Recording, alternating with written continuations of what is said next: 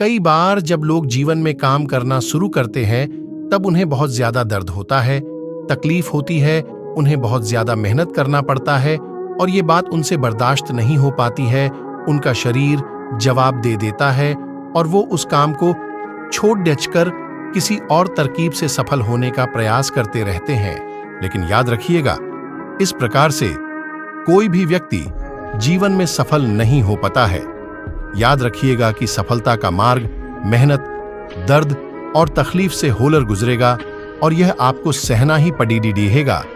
तो इसके लिए आप हमेशा तैयार रहिए। तो चलिए इस बात को एक कहानी के माध्यम से समझते हैं। एक बार एक मूर्तिकार अपनी छीनी और हथौड़ी से एक पत्थर को भगवान की मूर्ति का आकार देने का प्रयास कर रहा था। जैसे ही वह छीनी पर अपना हथौड़ा चलाता, वह पत्थर चिल्लाने लगता और कहने लगता कि ये क्या कर रहे हो, मुझे इतना मार क्यों रहे हो, मुझे बहुत दुख हो रहा है, तकलीफ हो रही है, पीड़ा हो रही है, मुझे अपने हाल पर छोड़ दो और यहां से चले जाओ।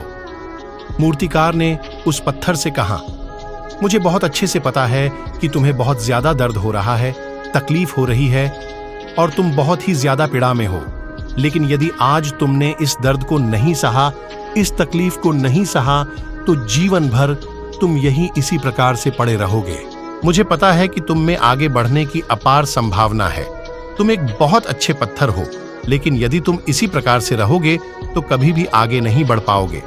इतना कहकर मूर्तिकार औजार उठाए ही थे कि पत्थर फिर से चिल्लाने लगा, गिद्धाने लगा, विनती करने लगा कि मुझे अपने हाल पर छोड़ दो।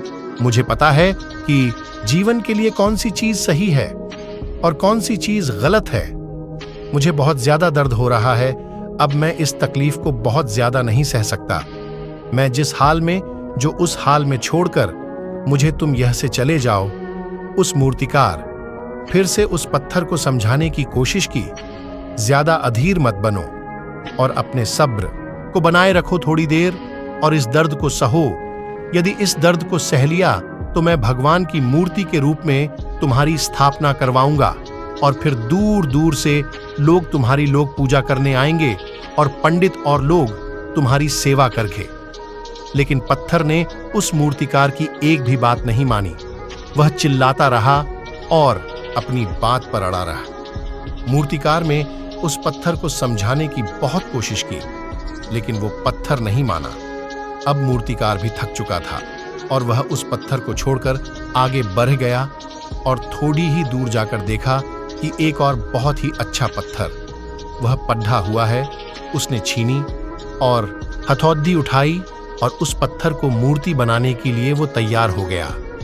मूर्तिकार ने छीनी और हथौड़ी का वार दूसरे पत्थर पर जारी रखा। दूसरे पत्थर को भी दर्द हुआ, तकलीफ उससे भी हुई, लेकिन उस पत्थर ने बर्दाश्त कर लिया और देखते ही देखते थोड़ी समय के बाद उस पत्थर ने भगवान की मूर्ति का रूप धारण कर लिया।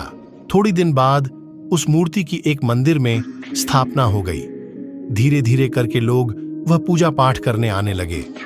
लोगों की मन्नतें वहां से पूरी होने लगी और वह मंदिर बहुत ही ज्यादा प्रसिद्ध हो गया।